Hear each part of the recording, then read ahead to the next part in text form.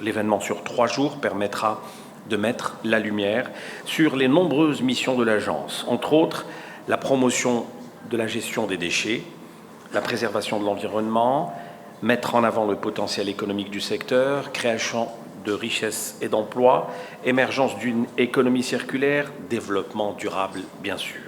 Permettre aussi aux experts de donner leurs avis sur ces points cruciaux. تدخلات الخبراء بمشاركات مهمة عبر الإنترنت هذا ما ننتظره هذه المرة أيضاً.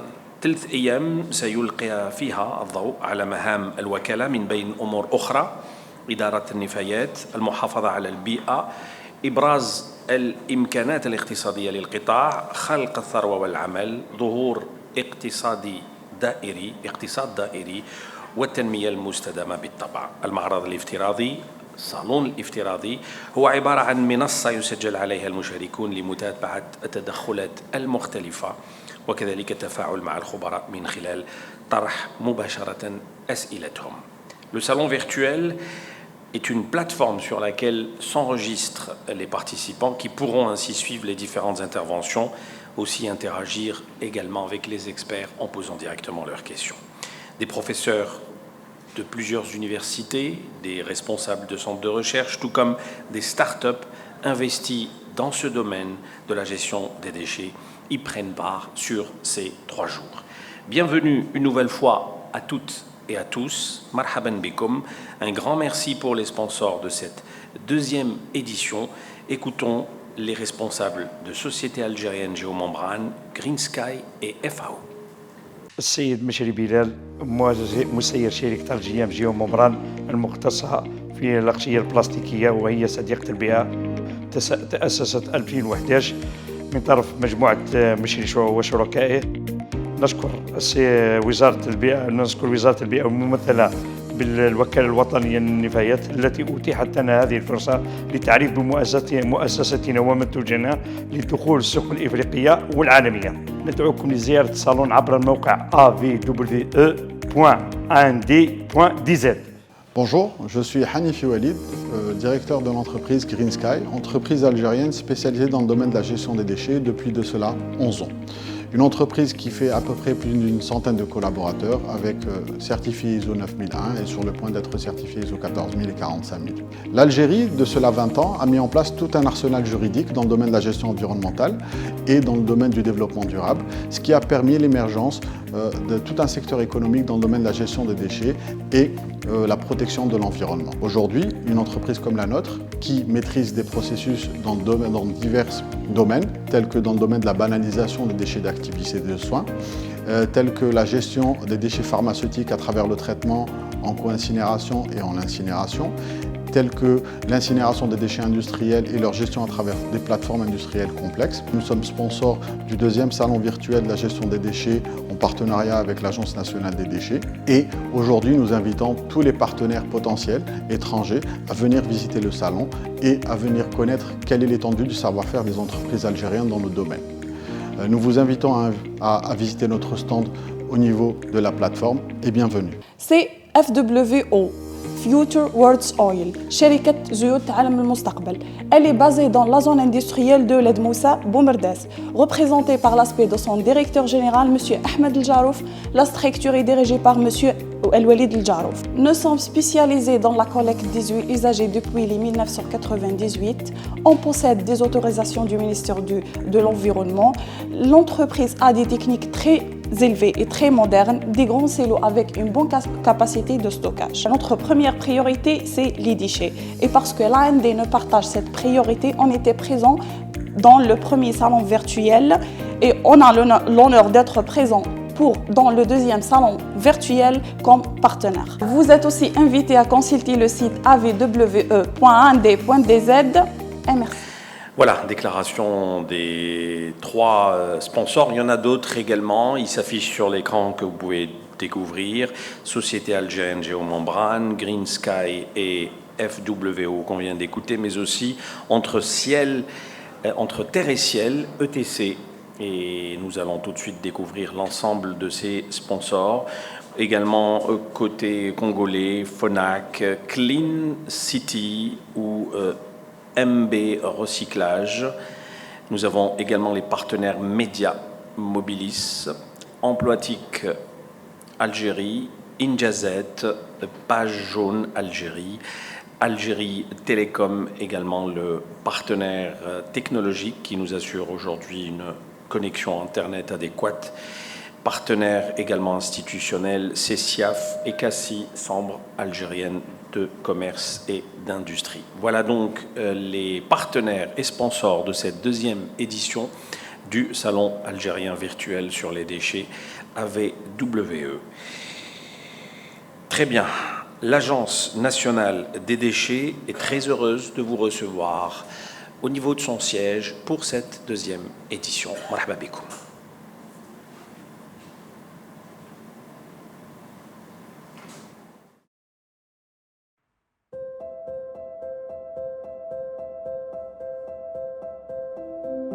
Chaque année, nous générons un peu plus de 30 millions de tonnes de déchets.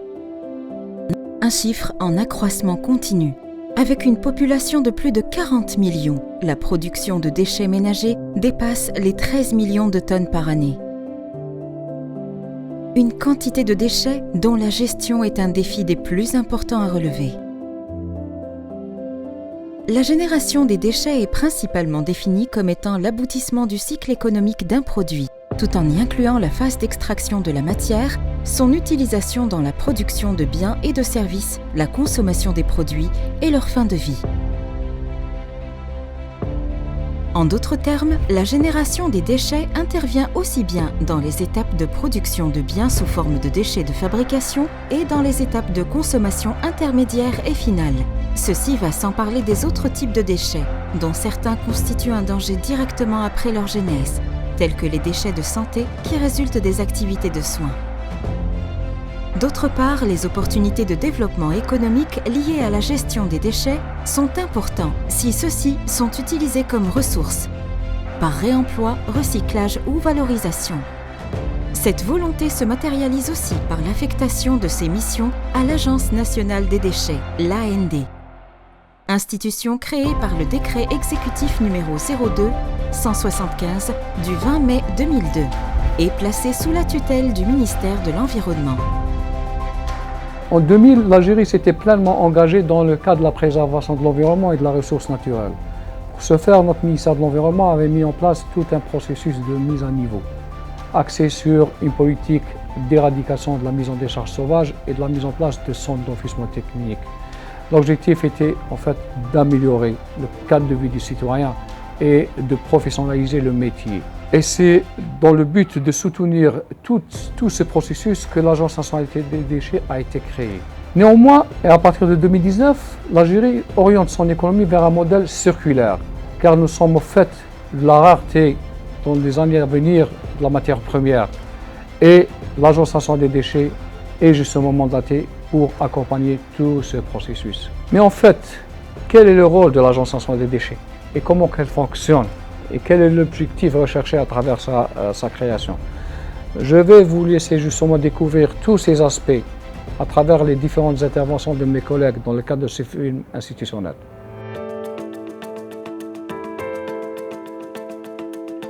Dans l'ensemble de nos missions, nous nous attachons à porter des valeurs d'écoute, de fiabilité, de transparence et d'efficacité. Ces valeurs façonnent notre travail au quotidien.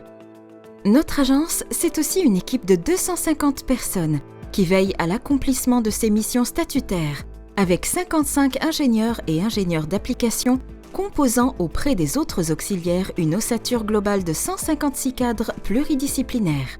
L'agence est de ce fait composée de 3 directions techniques, à savoir la direction de la gestion intégrée des déchets, la direction de développement et de l'économie verte, la direction de l'engineering et d'une direction d'administration et des finances. La direction de la gestion intégrée des déchets veille à accompagner les collectivités locales à travers l'élaboration et l'actualisation des schémas directeurs pour une meilleure gestion des déchets ménagers. La DGID contribue aussi au développement du système national d'information sur les déchets, le SNID, qui est un outil d'aide à la décision et dont les indicateurs permettent de prendre les décisions qui s'imposent. La direction aussi a comme mission de développer des services adaptés aux besoins des parties prenantes, notamment en termes de prévention, de tri sélectif avec partage des expériences pilotes réalisées.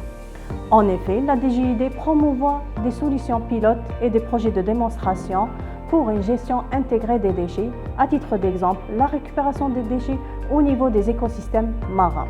Aussi, élaborer des manuels, notamment pour améliorer la gestion des déchets d'activité de soins, ainsi que sur des méthodologies de caractérisation des déchets. Aussi, la DGID actualise des programmes élaborés par le ministère de l'Environnement, comme le PNACDES, ainsi que la mise en œuvre de tout projet confié par la tutelle et qui cadre avec la gestion intégrée des déchets.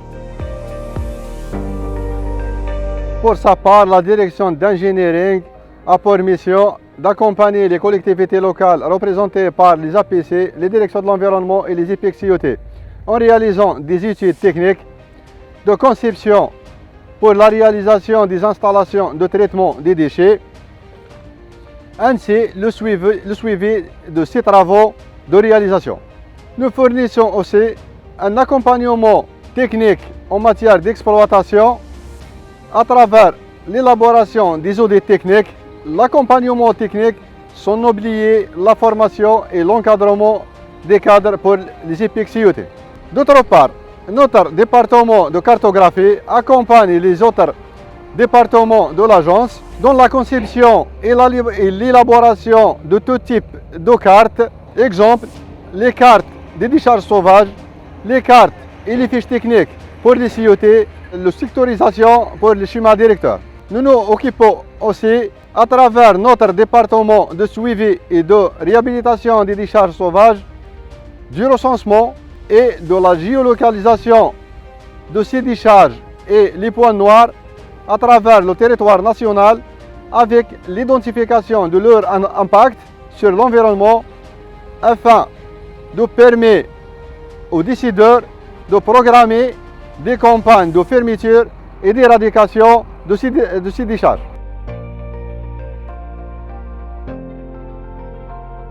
Les principales missions de la Direction de développement de l'économie verte en termes d'appui technique se résument comme suit. Premièrement, au profit des collectivités locales, donc on assure un appui technique afin d'améliorer le taux de recouvrement de la taxe d'enlèvement des ordures ménagères, la TOM. Pour les entreprises, en fait, c'est pour améliorer la gestion de leurs déchets générés par leur activité. Aussi pour le développement de l'entrepreneuriat circulaire, la direction assure un appui technique en termes de développement de filières de reprise et de valorisation des déchets, ainsi de la promotion à travers les activités liées à la thématique déchets-climat. Ainsi, la direction, elle gère un système de veille et d'alerte qui est constitué d'un numéro vert 3007 et l'application DRIF.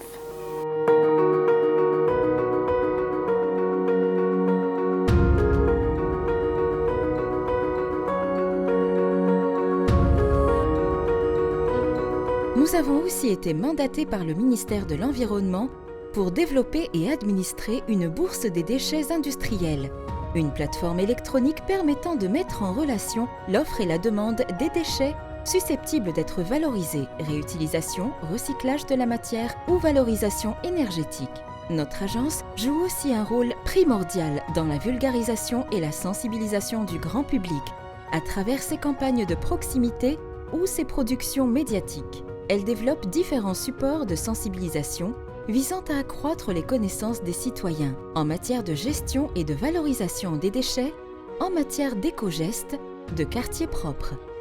Tout cela sans oublier d'assurer une présence permanente et un numéro vert pour maintenir un lien soutenu avec les citoyens soucieux d'avoir des informations ou de reporter des atteintes à l'environnement. Nous veillons aussi à apprendre continuellement et à partager nos expériences avec les différents acteurs de la gestion des déchets, les universités et les spécialistes nationaux et internationaux. Et cela, même durant les périodes les plus difficiles, afin de rester proactifs et de permettre à nos équipes d'être toujours au diapason du savoir-faire dans le domaine. Accumulant plus de 18 ans d'expérience au service de la gestion des déchets, notre agence s'exige d'être un partenaire incontournable en matière de gestion des déchets. À l'Agence nationale des déchets, nous capitalisons notre savoir-faire et notre capacité d'expertise pour fournir des solutions fiables et durables à la problématique de gestion des déchets.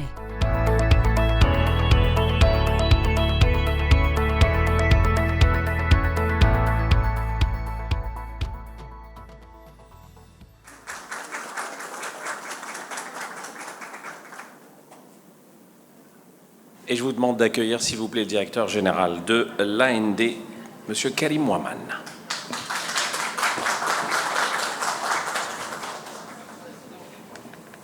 Merci beaucoup, Ahmed. Salam alaikum. Donc, mon discours sera en langue arabe. Je suppose que mes collègues ont distribué pour nos collègues francophones un document traduit en langue française. Donc, Bismillah ar-Rahman ar-Rahim. السيدة نائبة الوزير الأول في مجال التنمية المستدامة في جمهورية كونغو الديمقراطية، السيد سعادة سفير الجمهورية الجزائرية الديمقراطية الشعبية لدى جمهورية كونغو الديمقراطية، السيد كريم بابا مدير السياسة البيئية الحضارية ممثلا للسيدة وزيرة البيئة دليل أبو جمعة، السيد المسؤول المفوض لدى كونفدرالية مؤسسات جمهورية الكونغو الديمقراطية ممثلي مختلف القطاعات الكونغولية والجزائرية، إطارات الوكالة الوطنية للنفايات وكونفدرالية مؤسسات جمهورية الكونغو الديمقراطية، الخبراء والفاعلين في مجال تسيير النفايات، المتعاملين الاقتصاديين، أسرة الإعلام، الحضور الكريم من الجزائر ومن جمهورية الكونغو الديمقراطية ومن كل الدول المشاركة. السلام عليكم ورحمة الله تعالى وبركاته. في البداية يشرفني أن أرحب بكم جميعا في هذا اليوم الذي يجمع بين تظاهرتين، الأولى عالمية تحتفل بها كل دول العالم بدون استثناء، والمتعلقة باليوم العالمي للبيئة المصادفة للخامس من شهر جوان من كل سنة، والثانية المتعلقة بمراسيم انطلاق فعاليات الصالون الجزائري الافتراضي حول النفايات في طبعته الثانية، الذي نظمته وزارة البيئة من خلال الوكالة الوطنية للنفايات بالتعاون هذه السنة مع كونفدرالية المؤسسات للكونغو الديمقراطية. سيداتي سادتي، يشهد العالم وضعا صحي استثنائي بسبب جائحة كورونا. رغم ذلك ما فتئت الوكالة الوطنية للنفايات في البحث عن أنجع الوسائل لتنفيذ المهام الموكلة لها من قبل وزارة البيئة في إطار السياسة الوطنية لإدارة النفايات. هذا حقيقة ما حفزنا على مواصلة نشاطاتنا الترويجية عبر الوسائل الافتراضية. إن النجاح الذي عرفته الطبعة الأولى للصالون الجزائري الافتراضي حول النفايات الذي نظم برعاية السيدة وزيرة البيئة، هذا حفزنا لتنظيم الطبعة الثانية التي تحمل في طياتها أبعاداً قارية من خلال تشجيع فرص الاستثمار في سوق النفايات في القارة الإفريقية. إذن وبعد الندوة الافتراضية حول تسيير النفايات التي نظمت في شهر فبراير مع زملائنا من جمهورية الكونغو الديمقراطية، جاءت فكرة تنظيم الطبعة الثانية بين الوكالة الوطنية للنفايات والكونفدرالية مؤسسات جمهورية كونغو الديمقراطية. هنا بدأت الرحلة نحو الأول عمل تشاركي حقيقي بين هيئات رسمية إفريقية في مجال إدارة النفايات، وقد توج هذا العمل باستقطاب أكثر من 170 عارض معظمهم من دول إفريقية عدة، وما يقارب من 3000 تسجيل لزيارة مختلف أجنحة المعرض الافتراضي. إن الصالون الجزائري الافتراضي حول النفايات في طبعته الثانية يعتبر فرصة سانحة لتعزيز فرص الاستثمار بين مختلف الفاعلين في إفريقيا من خلال فسح المجال للمؤسسات الجزائرية للتعرف على السوق الإفريقية والتعريف بخبراتها وقدراتها التقنية والمقاولاتية لدى كل الفاعلين على المستوى قاراتنا. للتذكير، مجمول الإنتاج من النفايات في إفريقيا يقدر ب 250 مليون طن سنويا، وآخر التقارير تدل على أن قارتنا تشهد عجزا في التكفل وإدارة النفايات، وهذا يؤكد أن هناك ضرورة ملحة لتكاتف الجهود بين الجميع لخلق فضاءات التبادل والتشاور بين كل الفاعلين. سيداتي سادتي، على غرار مختلف الأجنحة التي يمكن زيارتها عبر المنصة الافتراضية، سننشر خلال فترة المعرض عدد كبير من المداخلات العلمية والتقنية من عدة متدخلين من حول العالم، بالإضافة إلى مشاركة العديد من الخبراء والباحثين الجزائريين والأفارقة، إضافة إلى أصحاب الأفكار وأصحاب المؤسسات الناشئة بمداخلات، وهذا عن طريق مداخلات موضوعاتية لإثراء هذا الفضاء الافتراضي وتشجيع التبادل بين مختلف الفاعلين في هذا المجال.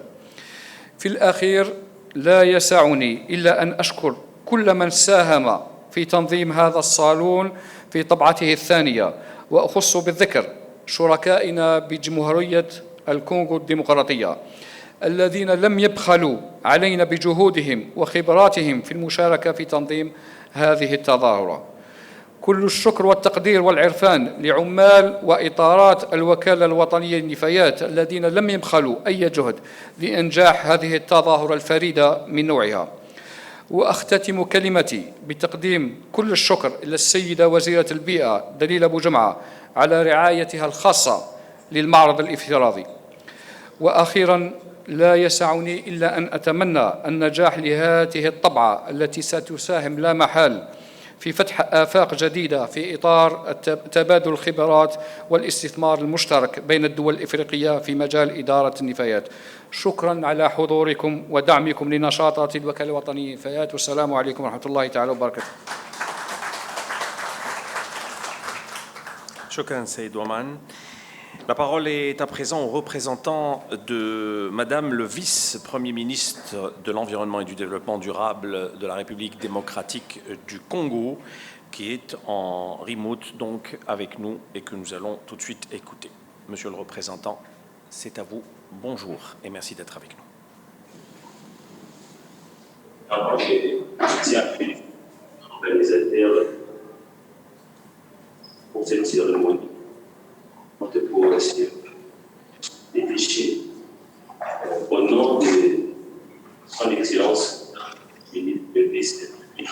ministre de l'Environnement, pour d'autres occupants. Nous saluons tous les représentants à la table de conférence virtuelle de l'organisation des déchets. Pour le de l'environnement, le développement durable, c'est du devenir puisque ça entre dans les développements durables, puisque nous savons actuellement considérés comme des ressources liées à l'économie de la République démocratique du Congo, en vision que c'est là valorisé. Ça contribue aussi à l'assainissement de la vie, en particulier à la République démocratique du Congo, surtout que ça réduit les charges en termes de transport, d'élimination des déchets. Bon, c'est une activité aussi très importante puisque ça réduit les émissions des gaz à effet de serre, puisque déjà avec la technologie nouvelle qui entre dans le cadre de la valorisation des déchets, il y aura moins des émissions des gaz à effet de serre. Donc, pour nous, au ministère de l'Environnement, nous sommes très, très ravis de recevoir cette activité, puisque ça permet aussi une bonne collaboration avec les entreprises qui s'intéressent à la gestion des déchets. Donc, là, je pourrais m'arrêter là. Je pense que nous sommes toujours, le ministère de l'Environnement est disposé pour accompagner cette activité parce que ça entre dans les cadres des activités prioritaires du ministère de l'Environnement. Au nom de son Excellence Madame la vice-ministre, la vice-premier ministre, ministre de l'Environnement, empêché. Je vous remercie pour l'organisation de cette cérémonie. Merci beaucoup. Merci, et nous allons justement écouter Madame Eve Bazaïba Massoudi, le vice-premier ministre de l'Environnement et du Développement durable du Congo.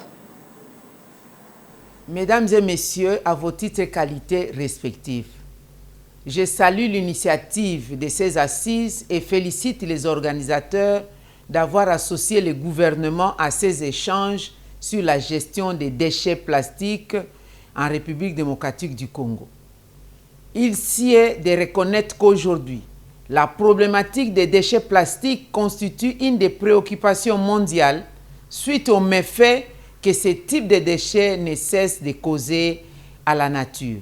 Pour cela, le gouvernement de la République, par le ministère de l'Environnement et du Développement durable, s'engage à encourager les opérateurs privés qui œuvrent déjà à travers le pays dans la valorisation des déchets plastiques en énergie alternative et autres produits transformés. Dans cette optique, l'assainissement du milieu est une des priorités du programme du gouvernement en vue de permettre à tous les Congolais d'avoir accès aux services d'assainissement et d'améliorer leurs espaces de vie. Aussi, le recyclage des matières non biodégradables peut contribuer à l'émergence économique et sociale de notre pays à travers la création d'emplois. Au-delà de cette volonté politique basée sur l'épanouissement et le bien-être des Congolais, j'ai l'ambition d'inscrire les actions du gouvernement dans le sillage des engagements internationaux souscrits par notre pays en matière d'assainissement. Il s'agit donc de l'atteinte des objectifs de développement durable 12 qui portent sur le recyclage des déchets et le virage vers une économie circulaire en vertu de laquelle les déchets plastiques deviennent une source de création de produits transformés ou recyclés, contribuant ainsi à l'essor de l'économie nationale, notamment par la production de l'énergie verte. Cette volonté de réglementer la gestion des déchets est garantie par la Constitution de la République démocratique du Congo qui dispose dans son article 53 le droit à toute personne de vivre dans un environnement sain et propice à son épanouissement intégral. Ceci est renchéri par la promulgation de la loi numéro 11/009 du 9 juillet 2011 portant principes fondamentaux relatifs à la protection de l'environnement. Le cadre normatif de la gestion des déchets en République démocratique du Congo est actuellement mis à jour pour faciliter les investissements dans ces secteurs. La mise en œuvre en 2018 de la stratégie nationale d'assainissement est un cas parfait d'illustration.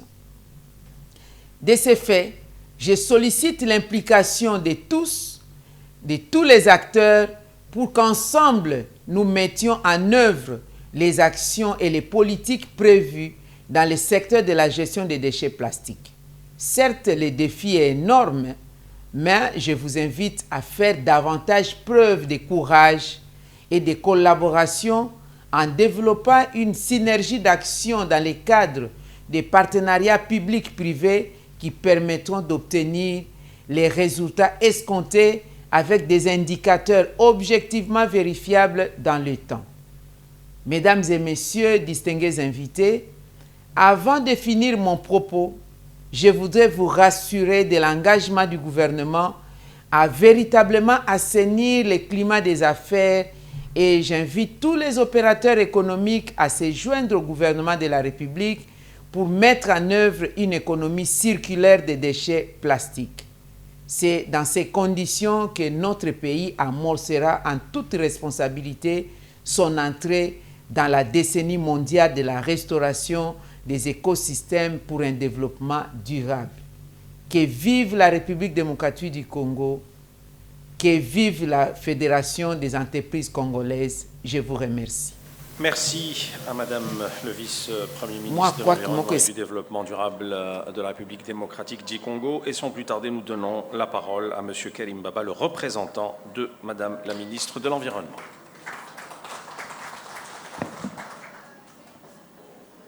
بسم الله الرحمن الرحيم والصلاة والسلام على أشرف المرسلين.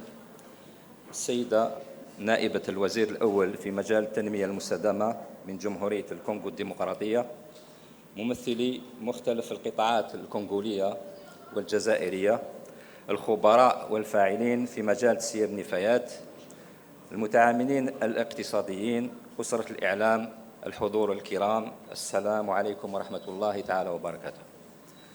اسمحوا لي في البداية ونيابة عن السيدة وزيرة البيئة السيدة دليلة بوجمعة وكذا كل إطارات وعمال وزارة البيئة أن أرحب بكم في هذا اللقاء وأتقدم إليكم بالشكر الجزيل لحضوركم هذا الافتتاح الخاص بالطبعة الثانية للصالون الافتراضي الجزائري حول النفايات، والذي يحمل في طبعته الثانية هذه موضوع فرص الاستثمار في إفريقيا، والذي سيستسند بالتأكيد الجهود الوطنية المبذولة لتطوير وكذا تدعيم قطاع تسيير النفايات في الجزائر وفي الإقليم الإفريقي، علما أن هذه التظاهرة تتزامن واليوم العالمي للبيئة الذي تحتفل به كل دول العالم والمصادف لكل 5 جوان من كل سنة.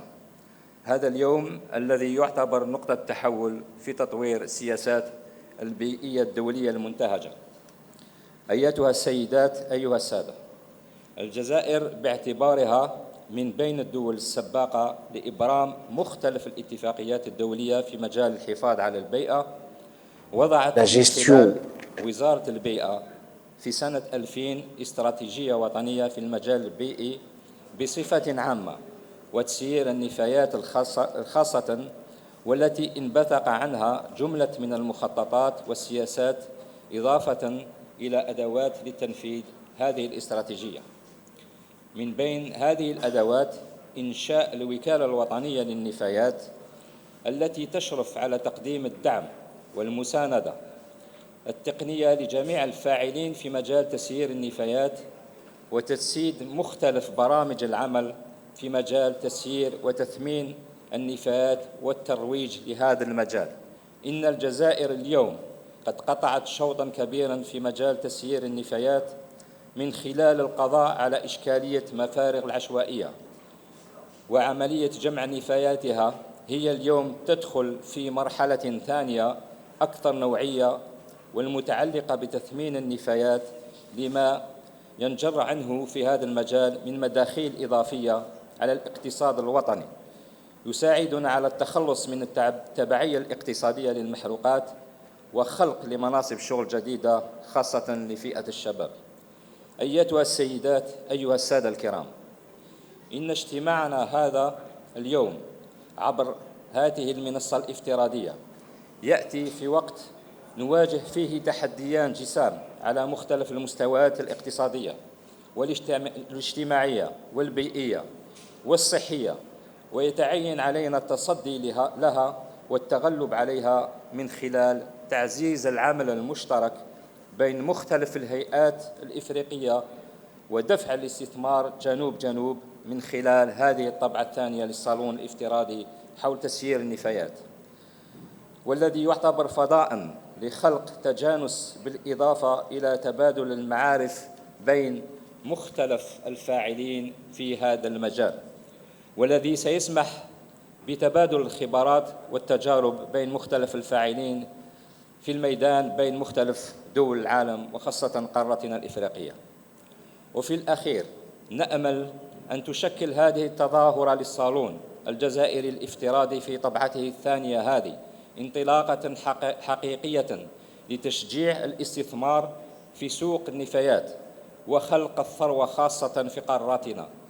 أتمنى النجاح لأشغال هذه الطبعة، وأعلن باسم السيدة وزيرة بوجمعة رسمياً افتتاح فعاليات الصالون الجزائري الافتراضي لتسيير النفايات، وشكراً للإصغاء.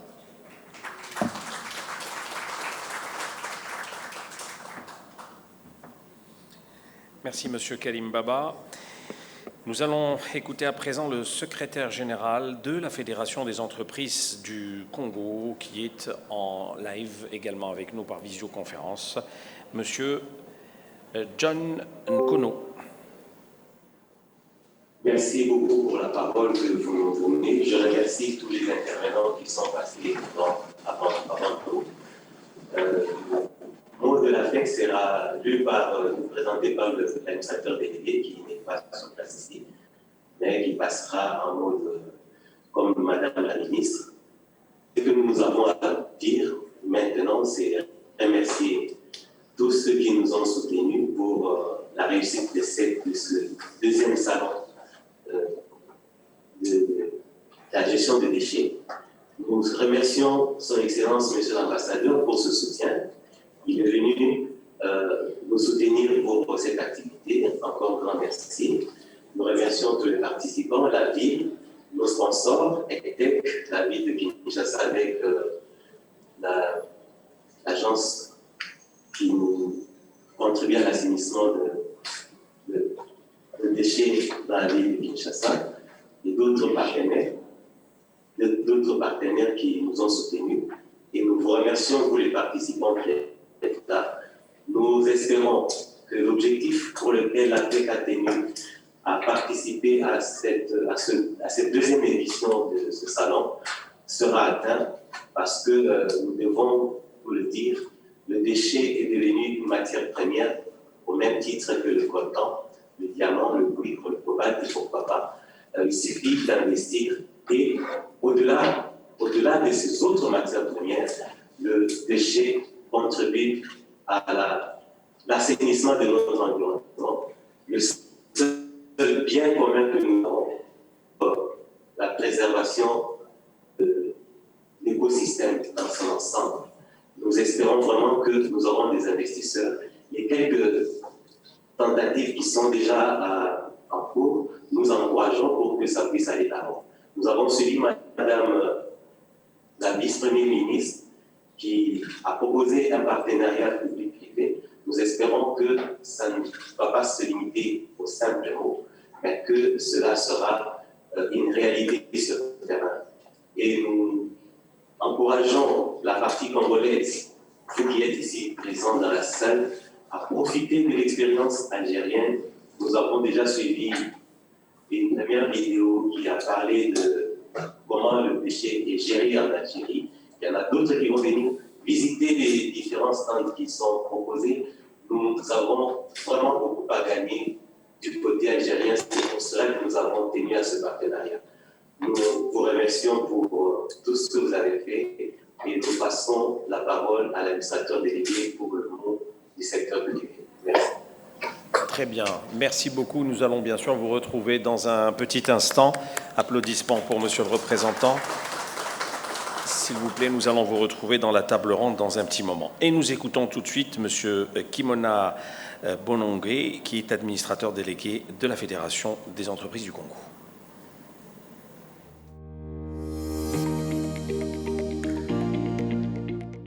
Excellence, Madame le vice-premier ministre en charge de l'environnement et développement durable de la République démocratique du Congo, Excellence, Madame le ministre de l'Environnement de la République algérienne démocratique et populaire, Mesdames, Messieurs les invités en vos titres et qualités, chers participants. C'est pour moi un réel honneur d'abord et un réel plaisir de participer, de prononcer ce mot à l'occasion de la tenue de la deuxième édition du salon virtuel sur les déchets. Ce salon se tient une fois de plus, comme l'année dernière, en mode virtuel, alors que chacun de nous aurait aimé qu'il se tienne en mode présentiel. Mais vous savez qu'il y a une pandémie qui sévit depuis l'année 2020 dans nos différents pays, qui empêche que nous nous retrouvions dans un salon en mode présentiel. Mais qu'à cela ne tienne, nous allons, au cours de ce salon, essayer de développer des idées pour la gestion et le traitement des déchets dans nos différents pays. L'objectif de cette rencontre virtuelle que la Fédération des entreprises du Congo co-organise avec l'Agence nationale des déchets de l'Algérie depuis l'année dernière est de mettre en relation tous les opérateurs du monde entier qui œuvrent dans le secteur des déchets, tout en assurant la promotion de leur activité. Les déchets, c'est un défi pour tous les pays, et surtout pour la République démocratique du Congo, et particulièrement une ville, une mégalopole comme la ville de Kinshasa, avec plus de 10 millions d'habitants. Il y a un défi énorme. Il est certes vrai que les autorités de la République démocratique du Congo ont pris des textes réglementaires pour assurer la gestion et le traitement des déchets, mais jusqu'à ce jour, cela n'est pas encore opérationnel. Je ne doute pas que les nouvelles autorités de notre pays vont prendre à bras le corps ce dossier, ont pris à bras le corps, je voudrais rectifier, ont pris à bras le corps ce dossier, de telle manière que, au-delà des textes, on puisse également mettre en pratique la gestion et le traitement des déchets dans notre pays et dans la ville de Kinshasa en particulier. L'occasion de ce salon, deuxième salon, sera non seulement d'évoquer la gestion et le traitement des déchets, mais également de présenter les nouvelles techniques qui sont pratiquées à travers le monde. L'année dernière, quand nous faisions le premier salon, moi j'ai été impressionné par l'expérience de l'Algérie, qui est pourtant un pays de l'Afrique, en matière de gestion et traitement des déchets dans ce pays. Je souhaiterais que le pays qui est le mien puisse également arriver à ce niveau, pourquoi pas à l'horizon de l'agenda 2030, l'agenda mondial 2030. Je ne doute pas un seul instant que les autorités de ce pays vont le faire. Ce deuxième salon virtuel est aussi l'occasion pour les différents investisseurs, les différentes organisations internationales et institutions financières de, pourquoi pas, proposer aux organisateurs ou à ceux qui participent à ce salon des techniques nouvelles pour la gestion et le traitement des déchets. Je l'ai dit tout à l'heure, les déchets, c'est un défi majeur pour nos pays. L'Europe a su gérer ce défi. Certains pays en Afrique ont su le faire. La RDC pourra le faire. J'en suis convaincu. Et Madame le vice-premier ministre en charge de l'environnement et des développement durable qui me suit en direct devra présenter au gouvernement, pourquoi pas à l'issue de ce deuxième salon virtuel, l'expérience des autres pays, de telle manière que le chef de l'État, qui a comme mot d'ordre le peuple d'abord, puisse, pourquoi pas, mettre en place les investissements nécessaires pour la gestion et le traitement des déchets. Le peuple d'abord, pour le chef de l'État, ce n'est pas seulement pour donner à manger à la population, c'est également pour faire en sorte que cette population vive dans des conditions décentes.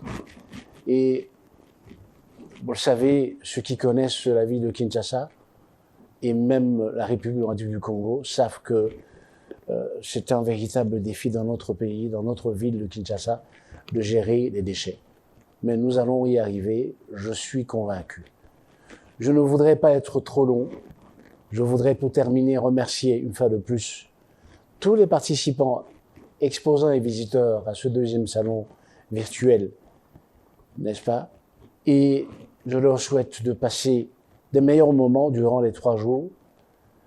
Et je ne doute pas qu'un seul instant qu'à l'issue de cette deuxième édition du salon virtuel sur les déchets, plusieurs partenariats durables et mutuellement bénéfiques seront noués entre les acteurs économiques. J'avais émis le souhait déjà l'année dernière que notre pays puisse profiter de l'expérience algérienne. Madame le vice-premier ministre en charge de l'environnement et développement durable, voici une piste qui peut amener la RDC à faire tout aussi bien que l'Algérie. J'ai dit et je vous remercie. Merci. Et nous appelons à présent, merci bien sûr à monsieur l'administrateur délégué de la Fédération des entreprises de la RDC, nous appelons messieurs Baba et messieurs Ouaman à venir nous rejoindre sur scène pour le débat. Avec nous également en visioconférence le représentant de madame le vice-premier ministre de l'Environnement et du Développement durable du Congo et monsieur le secrétaire général de la Fédération des entreprises du Congo, par qui d'ailleurs je commence. J'aimerais bien poser la première question à nos invités.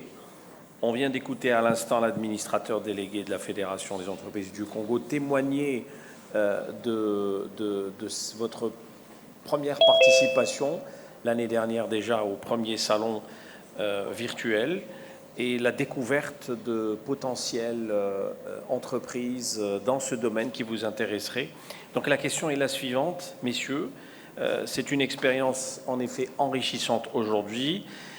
Quelles sont vos attentes d'une telle initiative à travers un salon virtuel comme celui-ci? Effectivement, dans le domaine si particulier de la gestion des déchets, l'échange est très très important parce que, comme vous l'avez signalé, les techniques évoluent et on n'est plus dans ce paradigme de traiter le déchet selon une façon linéaire, mais plutôt d'une vision d'économie circulaire. Vous savez, malheureusement, certains pays africains qui ont toujours cette philosophie de produire, d'utiliser et de jeter le déchet ne font que traiter les symptômes. Donc, à chaque fois, on produit d'une même façon, on utilise d'une même façon, et généralement, si on a cette possibilité d'enfouir, malheureusement, ce n'est pas le cas. Généralement, c'est des décharges sauvages, et on procède aussi au brûlage, sans oublier le contenu, comme l'a précisé Madame la vice-première ministre chargée de l'environnement. Le plastique est très important avec ses effets nocifs quand on procède au brûlage. D'ailleurs, c'est une question qui est inscrite dans les tablettes de la Convention de Bâle, ce brûlage de déchets plastiques. Donc, pour répondre rapidement à cette première question, l'importance de l'échange est indéniable et on apprend toujours d'autrui. Donc, il ne faudrait pas dire que dans le domaine si particulier de la gestion des déchets, qu'on est arrivé à un résultat bien précis. Au contraire, il faut toujours se lancer des défis pour pouvoir faire un peu plus et donner un meilleur cadre de vie aux citoyens. D'accord. Karim Ouaman, on est dans cette expérience continentale et le fait de choisir un pays comme le Congo n'est pas fortuit. Merci beaucoup, Ahmed. Donc, en fait, je vais prendre la parole en tant que responsable d'une institution de mise en œuvre de la politique nationale, comme pensée et imaginée par le ministère de l'Environnement. Donc, nous, notre intérêt, notre objectif, c'est de permettre à tous les acteurs d'échanger et de partager et de découvrir, bien évidemment, aussi des marchés, de nouveaux espaces, de nouvelles thématiques. Effectivement, la technologie existe, elle continue à évoluer. Mais quelle est la technologie qui pourrait s'adapter à nos pays respectifs? Nous menons tous comme on est des expériences dans nos pays. Donc, en Algérie, il y a eu des expériences, ailleurs en Afrique aussi. Ça serait bien qu'il y ait un partage, qu'il y ait un retour justement par rapport à tout ce qui est mené, pour qu'on puisse aller tous comme on est vers un avenir meilleur, un avenir où le déchet n'est plus considéré comme déchet, mais plutôt comme une matière qui va servir à l'épanouissement, à l'émergence d'un marché, d'activités qui vont permettre justement, notamment aux jeunes issus des pays africains, de développer des business, d'identifier des secteurs porteurs pour que justement qu'il y ait de l'activité, qu'il y ait de la richesse, qu'il y ait aussi, disons, un partage et un échange et aussi, pourquoi pas aussi, des investissements de part et d'autre entre les différents acteurs. Nous considérons qu'en Algérie, nous avons acquis quand même une expérience, nous avons un retour, nous avons un recul par rapport à la question. Je rappellerai que notre stratégie date depuis 2000, donc depuis il y a eu beaucoup de choses qui ont été faites en matière de réglementation, en matière de mécanismes de mise en œuvre. Beaucoup d'opérateurs publics et privés ont acquis aussi un savoir-faire très intéressant qui peut servir aussi nos amis de la République démocratique du Congo et nos amis des autres pays africains aussi, pour qu'on aille tous ensemble vers un avenir meilleur en matière de salubrité publique, en matière d'environnement.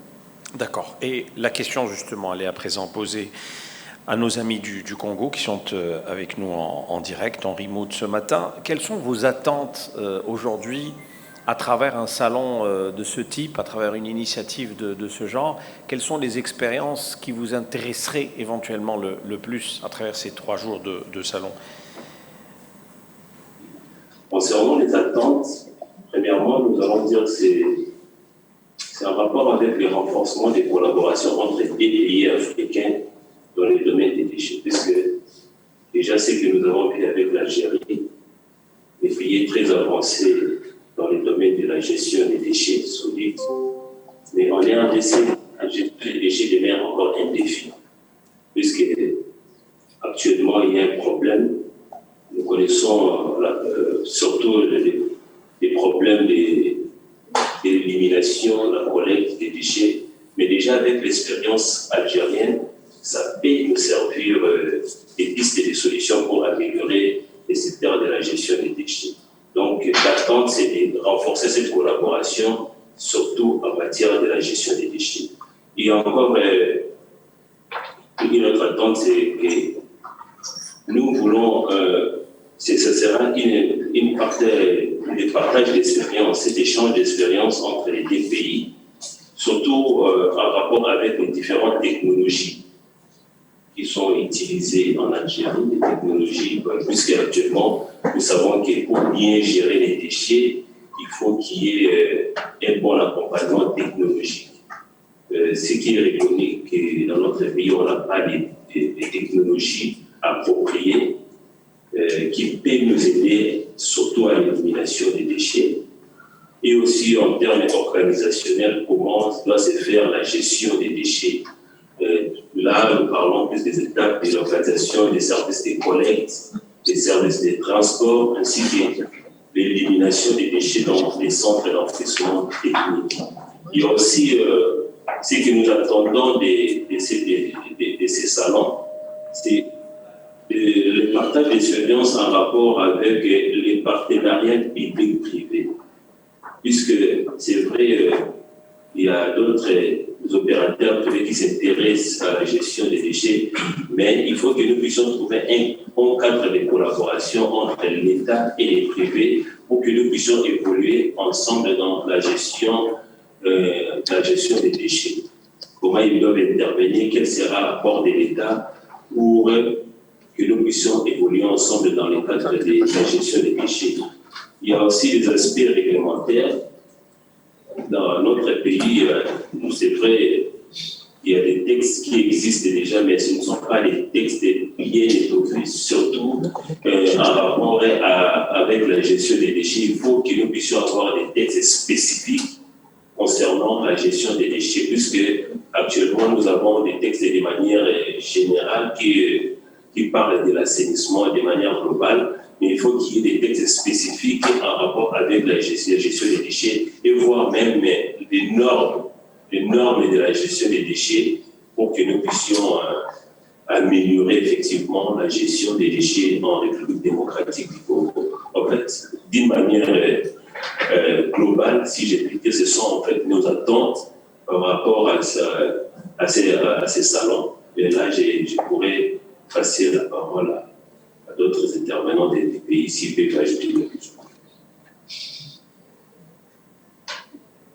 J'aimerais compléter le représentant du ministère de l'Environnement en disant que pour nous, les secteurs privés, ce que nous attendons de ce salon, de cette deuxième édition du salon virtuel de gestion de déchets, c'est voir comment l'Algérie a su matérialiser ce problème de déchets. Depuis qu'on a toute une politique de gestion de déchets, ce qui manque chez nous, voir comment ça se passe là-bas.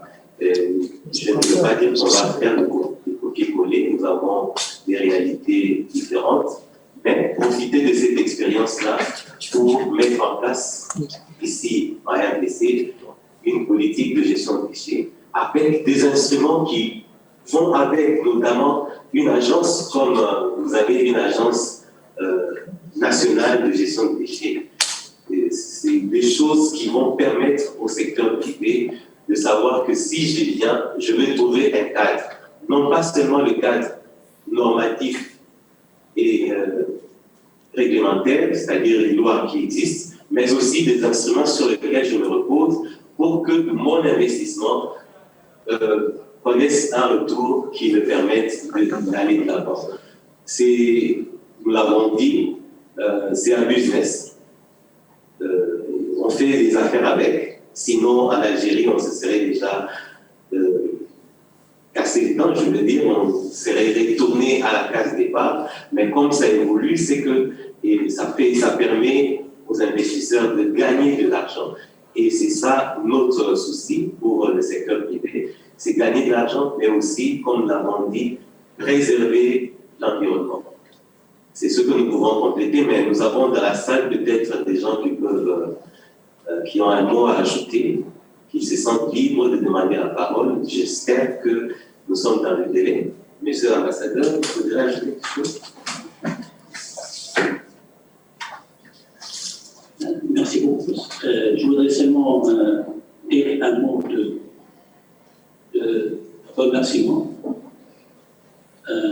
et de félicitations pour les organisateurs de cet important événement qui dénote l'importance accordée à cette thématique en Algérie, également en République démocratique du Congo et en Afrique. Et je félicite les organisateurs pour l'organisation de cet événement conjointement avec la partie congolaise et également pour le choix de cette thématique très importante qui est d'actualité et qui porte sur un sujet qui représente un défi important pour toute l'Afrique. Premièrement, un défi de développement économique durable et un défi de protection de l'environnement. Je crois que ces deux défis s'inscrivent actuellement dans l'agenda de développement de l'Afrique, l'agenda 2063, également l'agenda international qui est l'agenda 2030, particulièrement l'idée 12. Je crois que c'est l'opportunité pour nous, en Afrique, de tirer profit de ce salon, d'explorer les possibilités de coopération et de partenariat entre les différents partenaires en Afrique, publics et privés, pour trouver des solutions à cette problématique des déchets qui vraiment représente un problème important pour l'Afrique. Et je crois qu'il faut inscrire cette démarche dans l'esprit de la coopération sud-sud, qui représente pour nous en Algérie un axe très important de notre action en Afrique, premièrement par de par notre engagement de longue date en faveur de développement de l'Afrique qui est un continent et de solidarité, également et d'entraide entre Africains. Également, je crois, d'autre côté, c'est dans la perspective de développement des partenariats solides entre les différents partenaires. Et j'insiste également dans ce cadre de l'importance d'impliquer le secteur privé dans ce processus. Le secteur privé a un rôle très important à jouer dans ce cadre. Et donc, je souhaite plein succès à ce salon et merci beaucoup. Très bien. On ouvre le débat maintenant au niveau de la salle. Y a-t-il des questions aussi bien pour la partie congolaise que pour la partie algérienne? Donc n'hésitez pas. Avez-vous des questions? Oui. Salam alaikum. Bon, je me présente, Cheikh Farhat, Radio Badia et Shurur News TV. Voilà, je voudrais poser une question à M. Karim Ouaman, le directeur général de l'Agence nationale des déchets. L'Algérie avait opté il y a une vingtaine d'années sur l'enfouissement technique.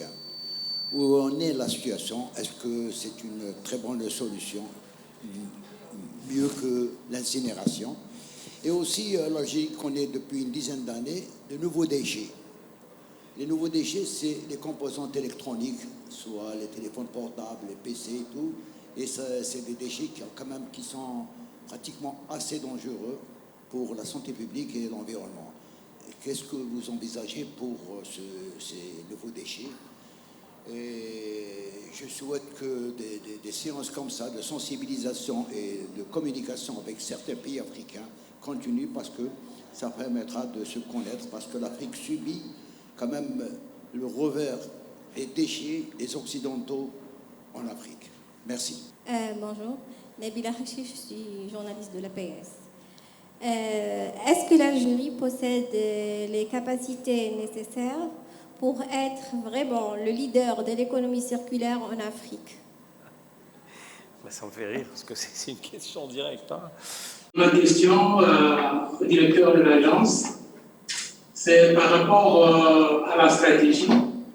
C'est vrai que le cadre générique algérien est assez étoffé, peut-être pas complet, mais par rapport à lui.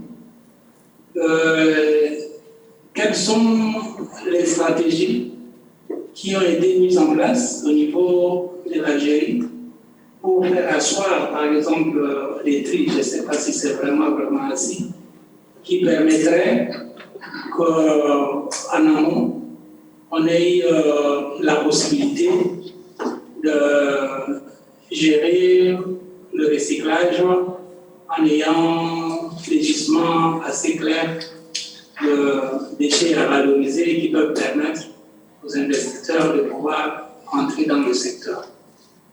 Nous avions aussi constaté qu'il existe encore des décharges sauvages, mais un effort a été fait. Sur les 3000, on a vu dans les statistiques qu'il y a 1500 qui ont été éradiqués. Quelles sont les stratégies qui ont été mises en place pour cela? Pour les cas du Congo, dans le contexte où il y a presque pas d'infrastructure de gestion des déchets, en Algérie, quelles sont les stratégies qui ont été mises en place qui pourraient nous aider? Très bien. Voilà, merci. Je prendrai la dernière question du monsieur et puis on prendra une autre série de questions. السلام عليكم. نادر المساوي الإذاعة الجزائرية القناة الأولى. سؤال موجه إلى السيد المدير العام للوكالة الوطنية للنفايات. سيد ومان، لماذا لجأتم إلى الاستثمار في إفريقيا في مجال تسيير النفايات؟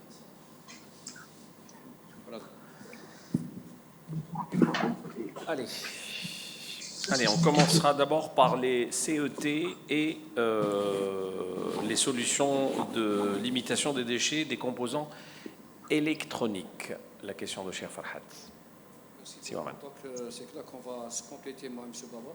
Donc l'agence, je rappelle que l'agence est une agence de mise en œuvre de la politique du ministère de l'Environnement.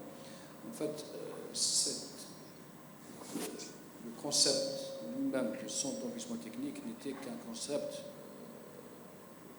pensé, réfléchi pour éliminer ou essayer d'éliminer définitivement la pratique de mise en décharge sauvage. Ce concept a été identifié à partir de l'année 2001 lors de la promulgation de la loi 01-19 et tous les programmes qui sont venus juste après, notamment le programme national de gestion des déchets ménagers.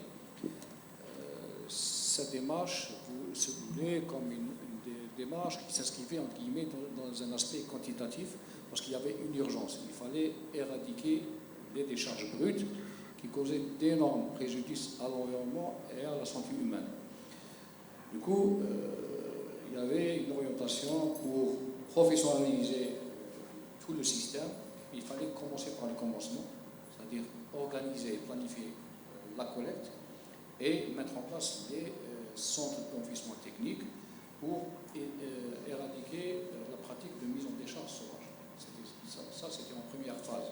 Et c'est clair qu'un centre d'enfouissement technique, même en tant que concept de traitement des déchets, a évolué dans le temps et à travers tous les pays du monde. Ailleurs, on ne parle plus de centre d'enfouissement technique. On parle plutôt de centre de stockage des déchets ultimes. On parle aussi de centre de stockage des centres de stockage durables. Parce que même la définition même du déchet a évolué depuis.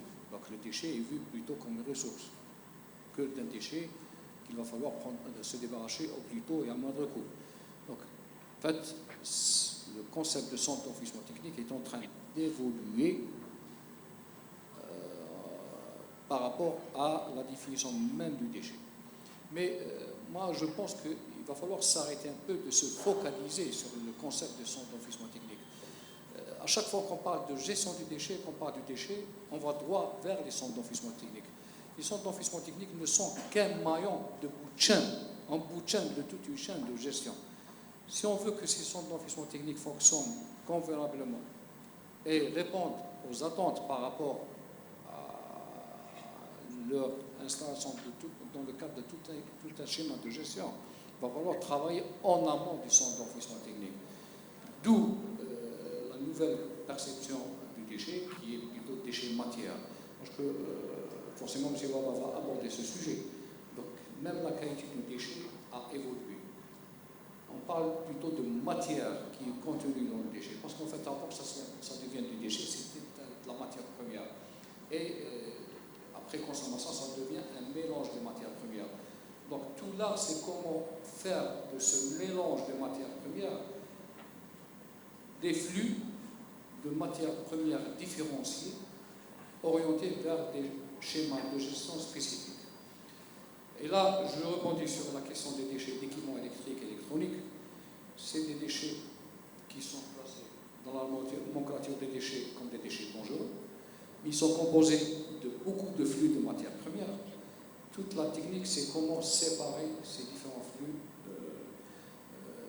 à la source pour éviter qu'ils aboutissent dans la nature et autrement dit qu'ils puissent servir à l'économie.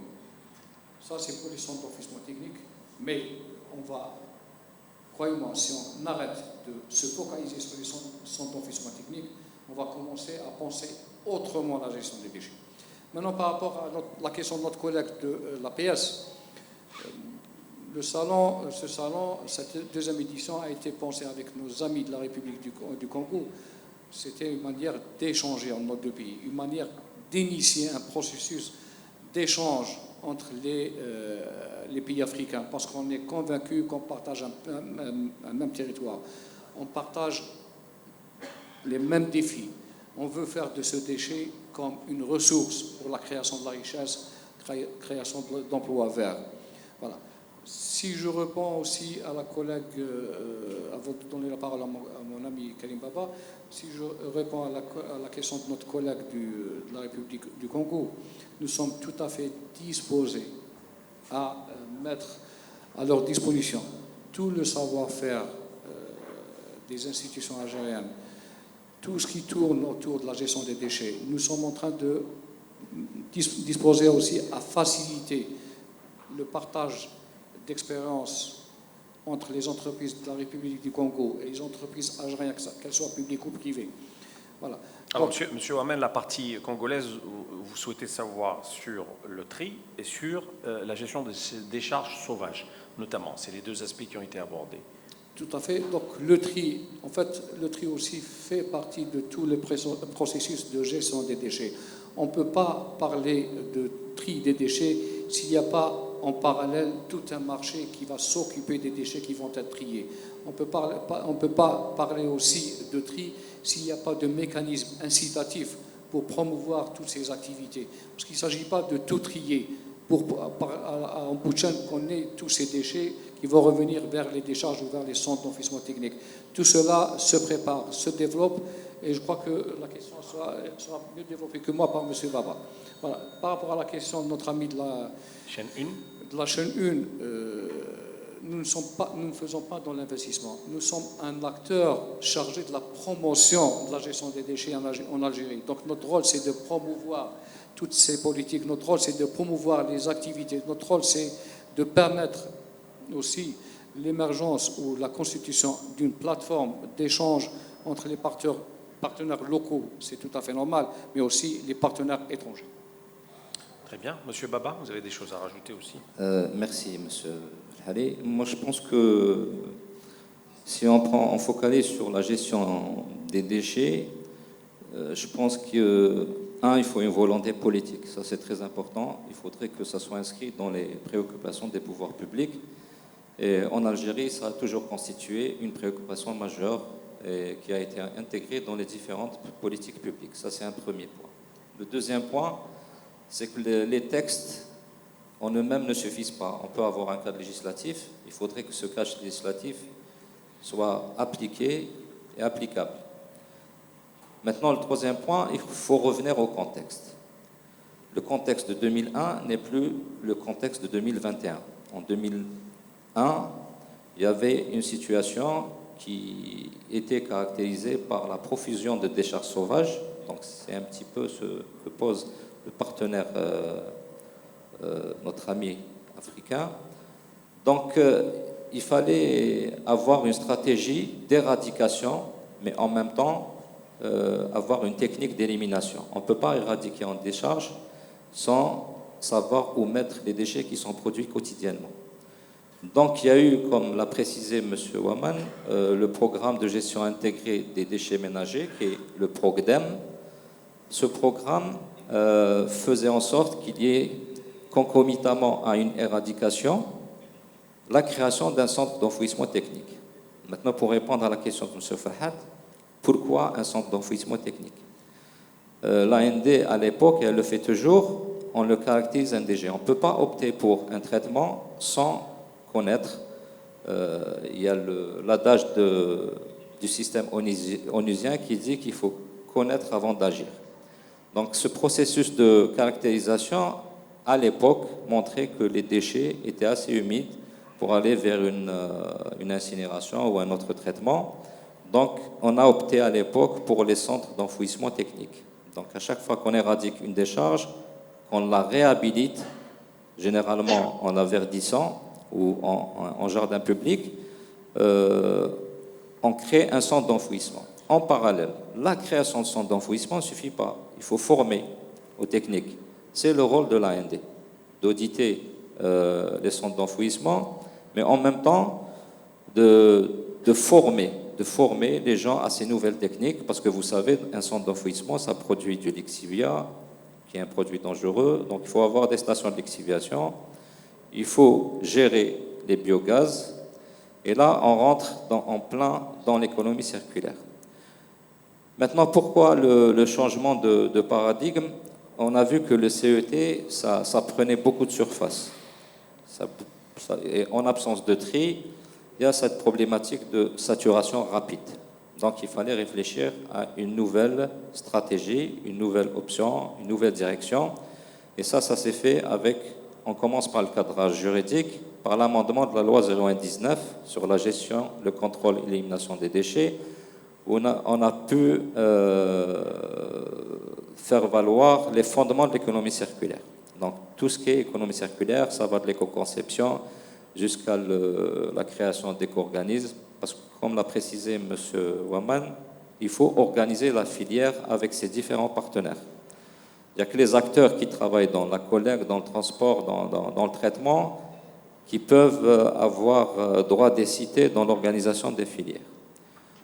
Donc à partir de là, vous allez voir que même un CET ou une décharge réhabilitée fera et sera dans l'optique d'une économie circulaire par la valorisation, par exemple, des biogaz.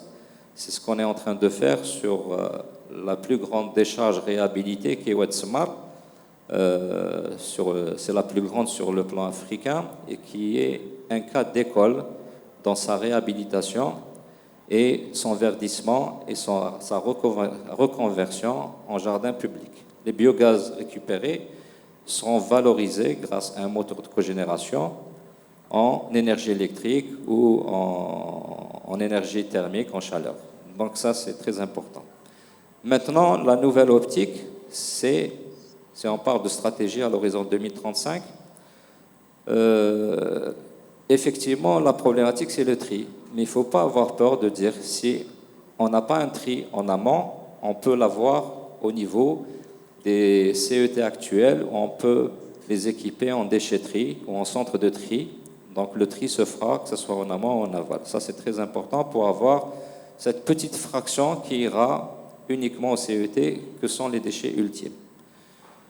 Maintenant, ce qu'il faut mettre, il faut un cadre, effectivement, il faut un cadre.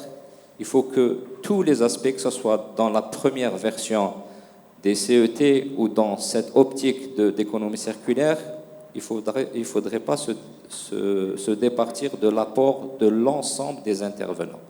Donc une politique ne peut pas réussir sans les véritables acteurs. Donc la sensibilisation, l'école, nos amis les journalistes, tout le monde a un rôle à jouer dans la construction du futur éco-citoyen. Je vais vous donner et terminer par un exemple. Les Allemands, qui sont le modèle dans la gestion des déchets d'une façon intégrée sur le plan européen, ils ont mis 25 ans pour réussir la transition. Ce n'est pas pour vous dire qu'on va mettre 25 ans, parce qu'il faut apprendre des autres, et c'est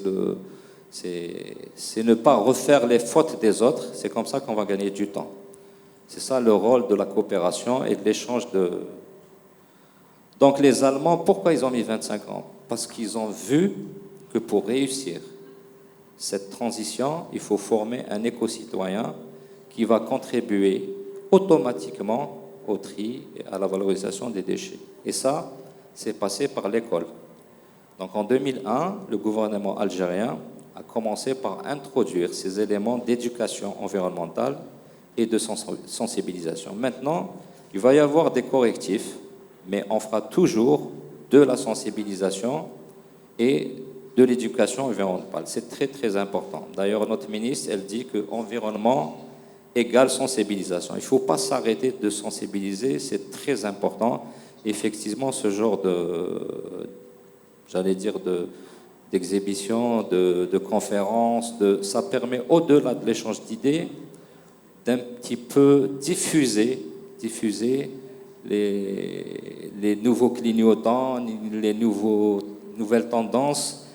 Je peux m'étaler. Maintenant, le déchet prend aussi de l'importance sur le plan international. Au-delà de l'économie circulaire, vous savez que c'est des niches. J'ai la représentante de l'énergie, c'est comme ça que l'idée me vient. Dans le cadre de l'atténuation, vous savez que les décharges peuvent être et constituer un potentiel d'atténuation énorme par la prise en charge du méthane. Et ça peut aider l'Algérie dans sa contribution d'atténuation des gaz à effet de serre. Ça, ce n'est qu'un élément. Il y a d'autres éléments, par exemple, la production de l'utilisation du gaz, du biogaz, ça va permettre de laisser tout ce qui est hydrocarbures au-delà du plan sur la pollution, mais en même temps de garder ce potentiel aux générations futures. Donc vraiment, le déchet prend de l'ampleur sur le plan stratégique et sur le plan international. Merci. Très bien. Deuxième série de questions. Allez-y, on va vous ramener le micro, s'il vous plaît.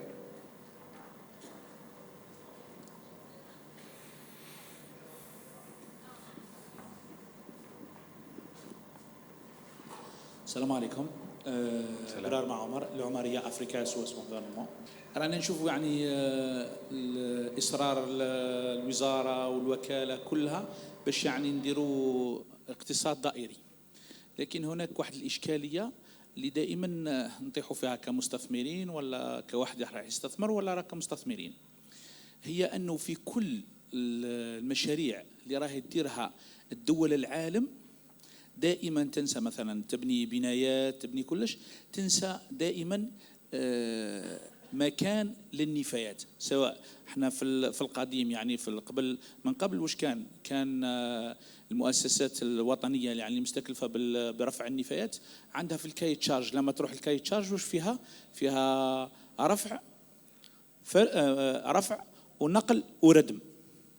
لكن دوكا مثلا اللي ستارت اب اللي دخلوا جدد عندهم افكار عندهم مؤسسات جديده كلها، لما تروح للبلديات تروح لكلها ما تلقاش المكانه تاعها، لانه لكي تشارج سون فيرمي، يعني ما يقدرش يقول لك مثلا لو تقول له انه عندي فكره من الفرز من البدايه من المصدر حتى نكملها ندير النفايات بصفر ديشي، يقول لك مقبول المشروع ويقبله ويحبه كلش، لكن جوريديكمون قال لي ما يقدروا يديروا والو.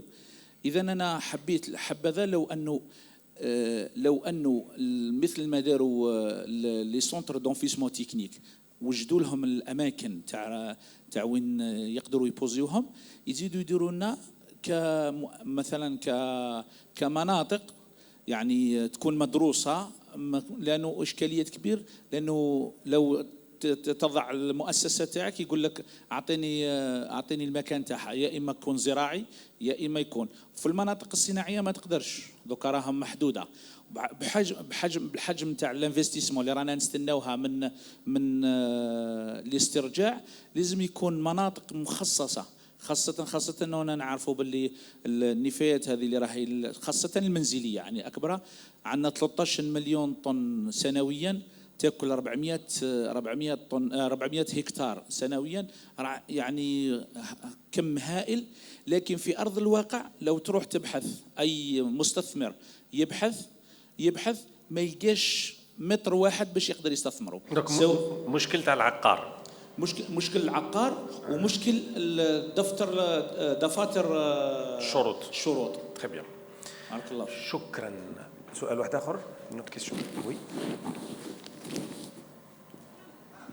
Merci Monsieur Mahri. Bonjour honorable assistante. Je me présente, c'est Monsieur Wahyoun, directeur commercial de Pajon Algérie.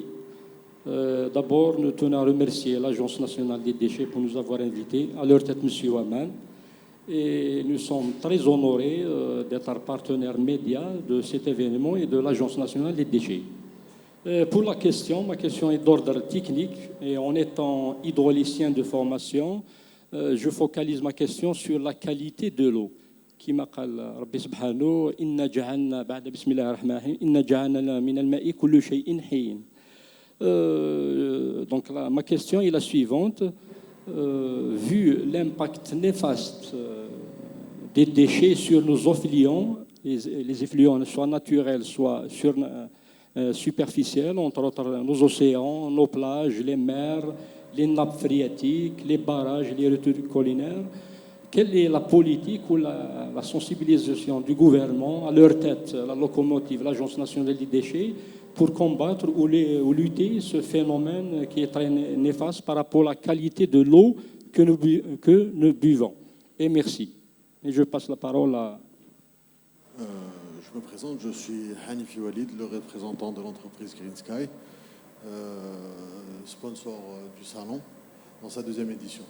En fait, ma question est pour nos deux représentants de l'AND et du ministère de l'Environnement, c'est qu'aujourd'hui, suite l'un des principaux objectifs du salon, c'est de promouvoir le savoir-faire algérien dans le domaine de la gestion environnementale, que ce soit dans le domaine du privé ou du public. Nous sommes tous des entreprises algériennes. Donc, dans ce cadre-là, suite à ce salon, quelles vont être les actions pour pouvoir nous aider à nous faire exporter et exporter notre savoir-faire vers des entreprises, parce qu'aujourd'hui, on est dans un objectif de collaboration sud-sud. Et voilà. Merci. La dernière question de madame à côté.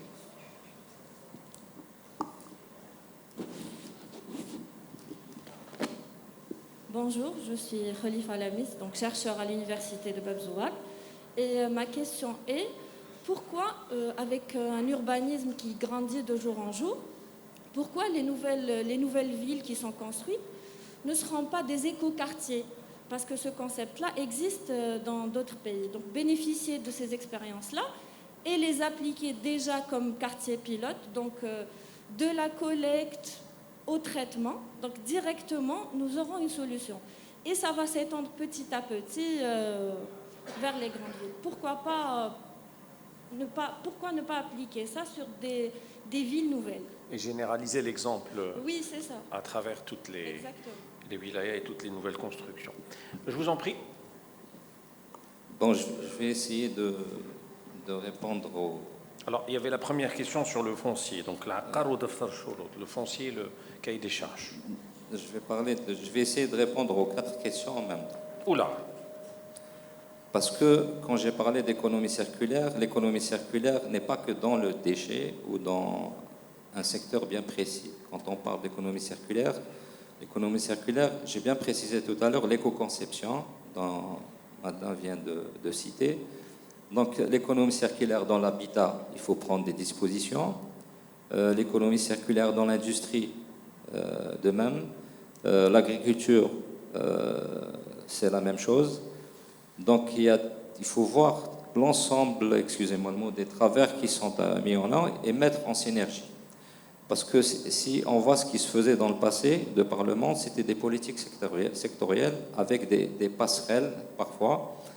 L'économie circulaire fait appel à une autre vision, c'est de prendre des mesures de mode de consommation plus durable. Et là, on est en plein dedans dans les objectifs de développement durable.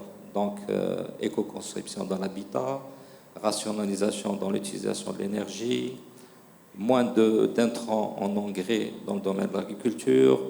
Tout ça, ça doit se faire d'une façon bien coordonnée et dans une vision, j'allais dire, saine d'une économie circulaire. Donc, vous voyez que l'économie circulaire, ce n'est pas que du déchet. Maintenant, pour les questions bien particulières, moi, je pense que le climat des affaires a été souvent discuté, donc que ce soit le foncier, que ce soit j'allais dire les parties à viabiliser. Là, effectivement, il y a un travail, mais il faudrait que nos opérateurs économiques focalisent sur des terrains là où il y a le besoin.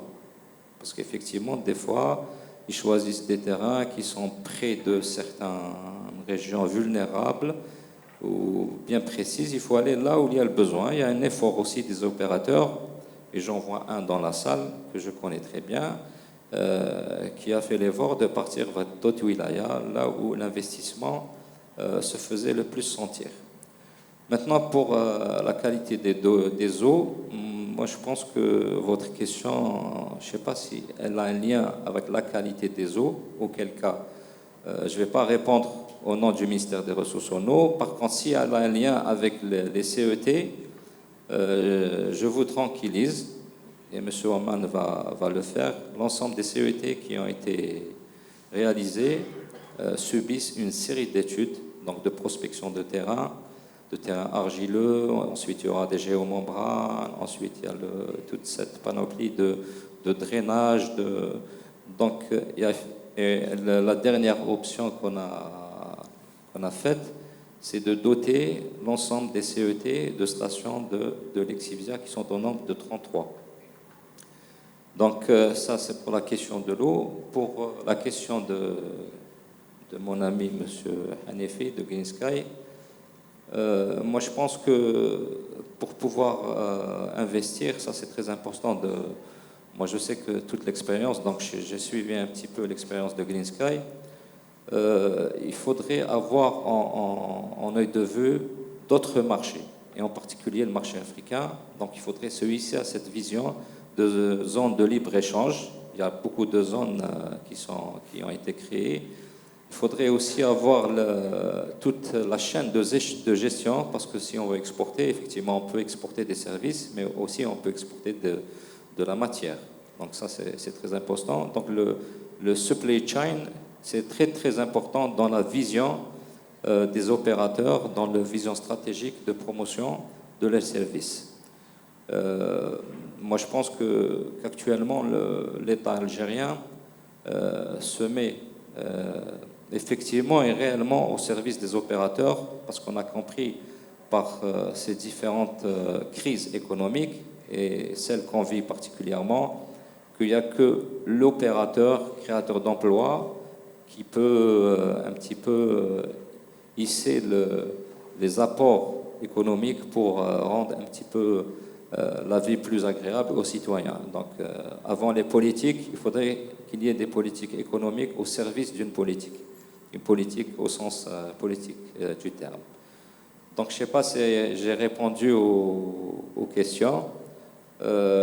Pour ma collègue de Bab Zouar, effectivement, dans le cadre d'économie circulaire et même dans le cadre des effets d'atténuation des effets adverses des changements climatiques, l'habitat joue un grand rôle dans la conversion de son parc d'habitat. Ils ont commencé par un petit nombre de 5000 habitants, mais dans le cadre futur, il y a beaucoup d'éléments qui seront intégrés, entre autres cette question d'isolation thermique, mais en même temps aussi j'allais dire, de réserver des espaces qui seront dédiés, que ce soit au tri au niveau des grandes agglomérations, au niveau des grandes habitations, mais en même temps à la gestion des déchets en général. Et je vous remercie. Très bien. Monsieur Ouaman, éventuellement. Merci Karim. Donc très rapidement, M. Baba a dit l'essentiel, mais disons que si on parle de l'exivia, il faut voir aussi un peu cette gestion dans un cadre qui s'inscrit dans la prévention, parce que la gestion des déchets n'est pas que générer du déchet, gérer tout au long de la chaîne, mais plutôt il faut le penser aussi en termes de prévention. L'idéal, c'est de ne pas produire de déchets. Ça, c'est l'idéal, mais aussi l'idéal, c'est de ne pas d'éviter que des nuisances qui peuvent être causées par le déchet aient un impact négatif sur l'environnement et sur la santé humaine. Du coup, en termes de gestion, de nos jours, il y a cette pyramide de la gestion des déchets qui commence par la prévention à la source.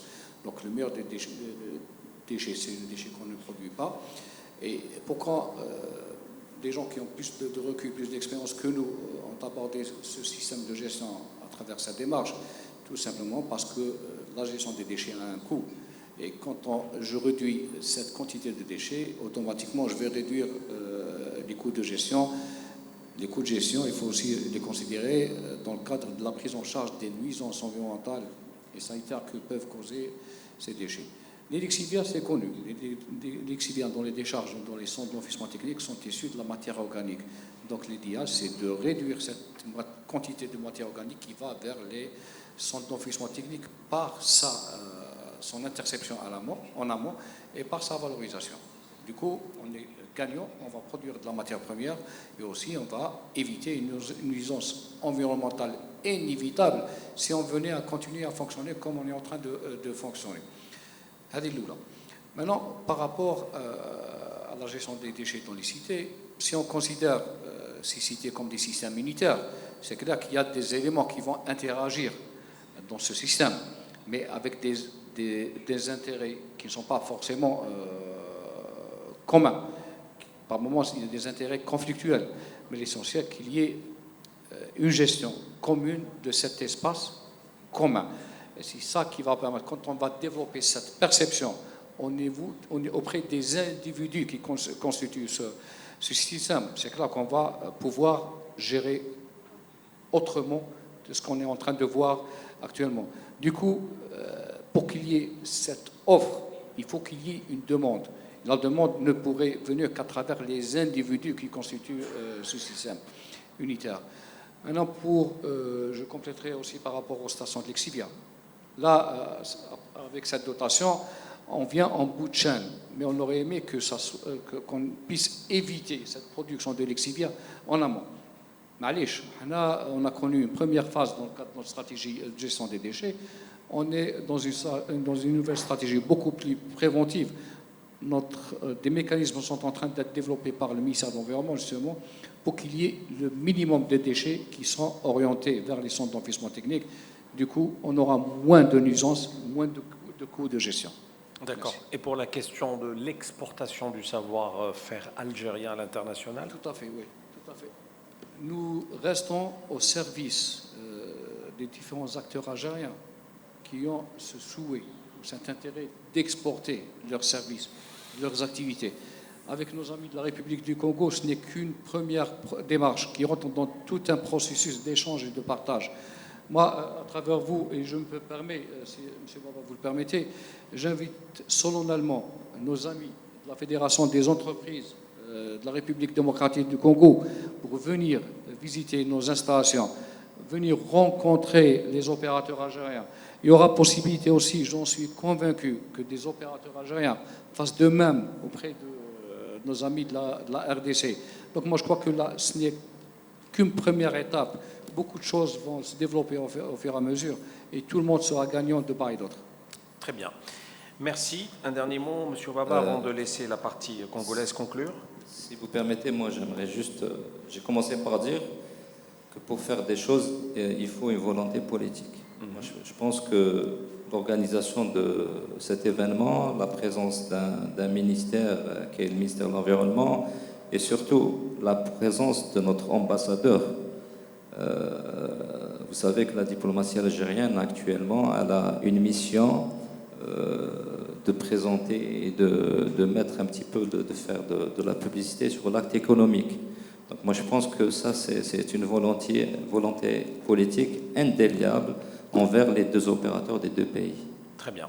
Merci. Je laisse éventuellement la partie congolaise conclure. Si vous avez un dernier mot, aussi bien le représentant de la vice-premier ministre que le représentant de la Fédération des entreprises du Congo. Merci beaucoup. Nous voyons comment c'est enrichissant ces échanges déjà.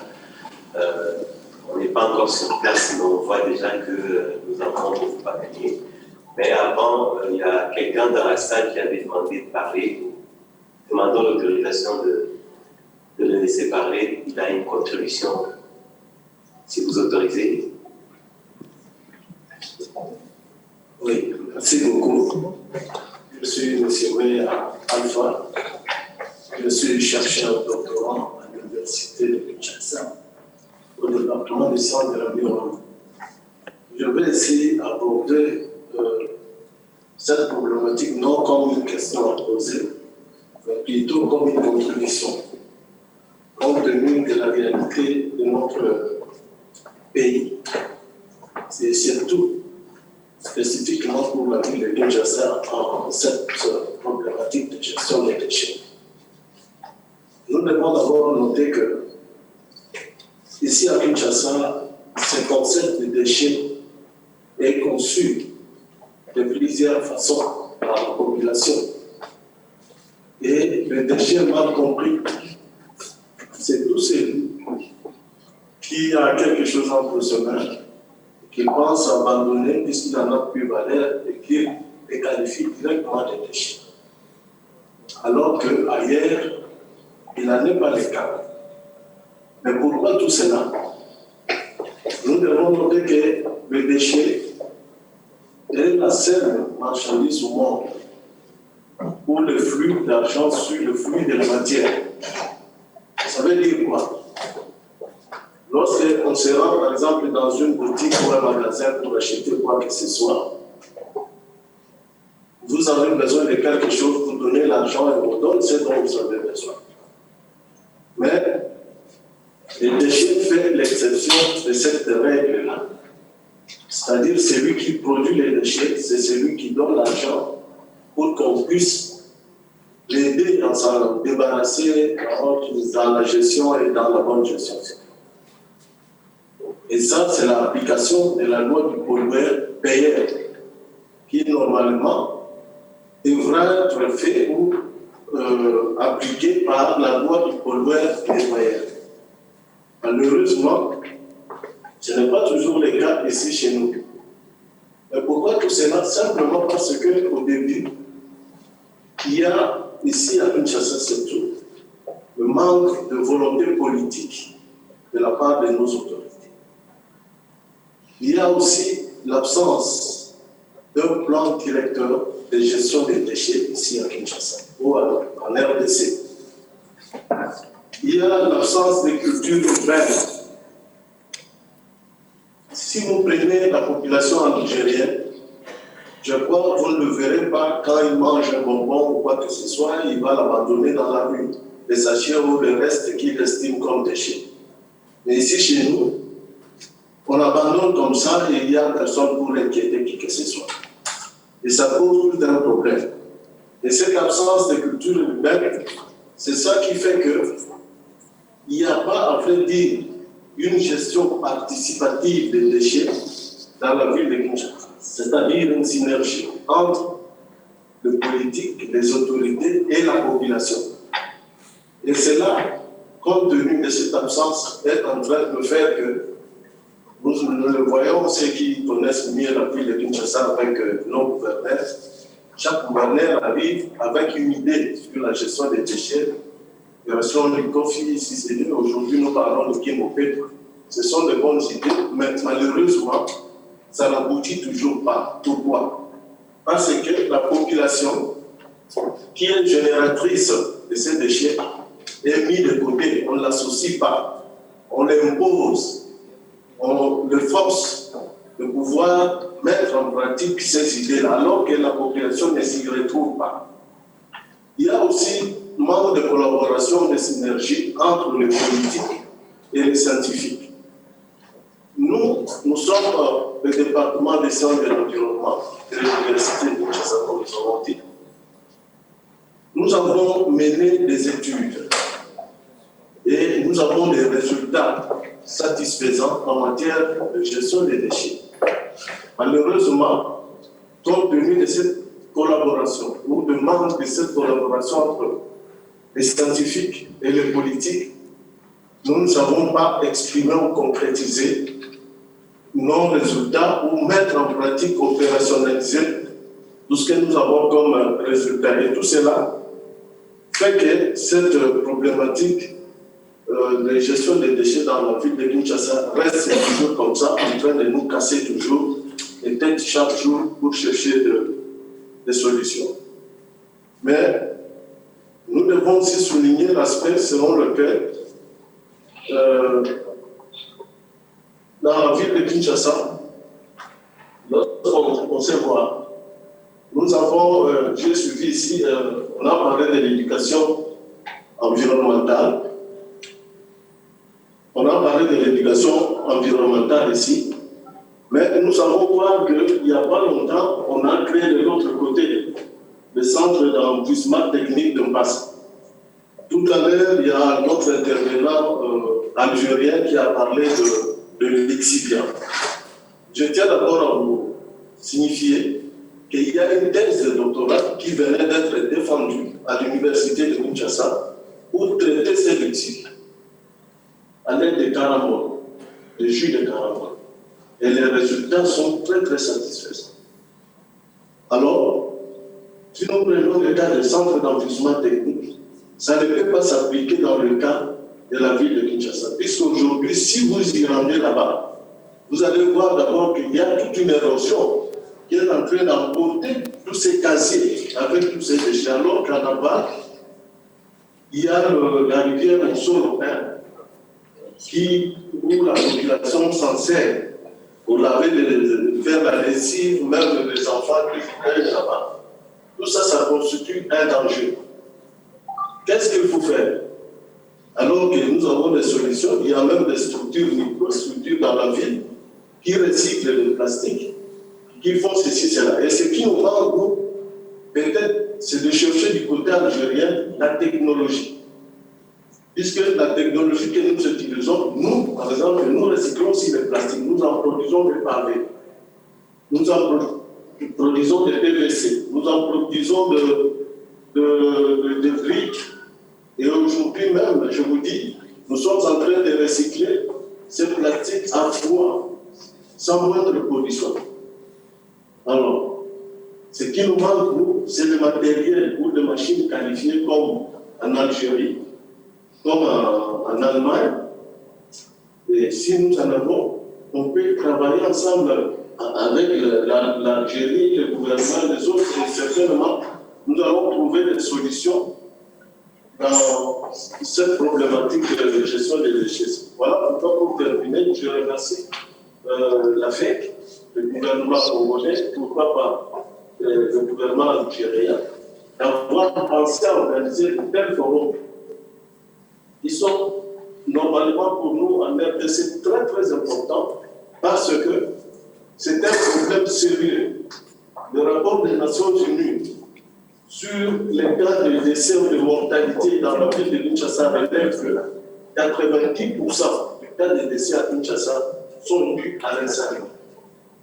Donc, si le gouvernement congolais, au travers de la FEC, peut saisir ce problème de façon convenable, je crois que nous ne pouvons que les soutenir et nous sommes ouverts en tant qu'université, en tant que département des sciences de l'environnement pour amener plus haut le résultat que nous avons, pour les donner pour que cela soit mis en pratique et que nous puissions marquer nous tous les résultats que ça va apporter vis-à-vis de la population et vis-à-vis de l'environnement. Je vous remercie.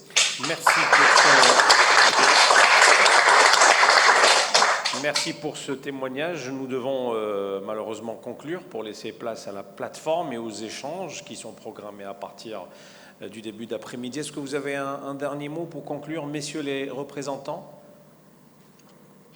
Bon, en fait, les mots que j'ai pris, effectivement, que je vais dire maintenant, c'est que déjà, ces forums, c'est un cadre d'échange d'expériences. C'est que nous venons de suivre par rapport à l'expérience de l'université de Kinshasa. Cela nous édifie puisque on s'est dit qu'il y a déjà des technologies qui peuvent faciliter les avancées dans le cadre de la gestion des déchets en République démocratique du Congo. Bon, là, je pouvais mettre aussi un peu par rapport à la volonté politique. Il existe une volonté politique en RDC puisqu'il y a eu des avancées, surtout en matière politique et stratégique, mais il se pose toujours un petit problème de l'implication des parties prenantes. Mais je pense que comme nous sommes dans les processus de l'amélioration de la gestion des déchets en RDC, c'est tout à fait normal qu'on puisse parfois trébucher, mais nous sommes en train d'avancer avec les expériences des autres. Et je crois que dans les jours qui suivent, nous aurons à améliorer la situation comme c'est le cas de l'Algérie. Merci beaucoup. Merci à vous, à cette délégation, bien sûr, en direct du Congo. Merci également à notre ambassadeur au Congo d'avoir un peu organisé les choses avec l'AND, avec le ministère de l'Environnement, avec également le côté congolais. Merci à vous. Maintenant, entreprise algérienne, entreprise congolaise participe à ce deuxième salon virtuel. La plateforme est ouverte, le salon est ouvert. Donc nous comptons énormément sur votre participation, celles et ceux qui nous suivent à partir de ce matin, donc en direct sur le web. On vous souhaite à toutes et à tous un excellent salon, énormément d'échanges, et espérons que les expériences de part et d'autre soient très utiles, bien sûr, aussi bien pour les opérateurs algériens que congolais. On vous donne rendez-vous dimanche, plutôt lundi, après-demain, le 7, à partir de 14h, pour la clôture de ce deuxième salon. Merci à tous. Vous êtes conviés au déjeuner, ici même au siège de l'AND. Merci pour votre présence. À très bientôt et bon appétit.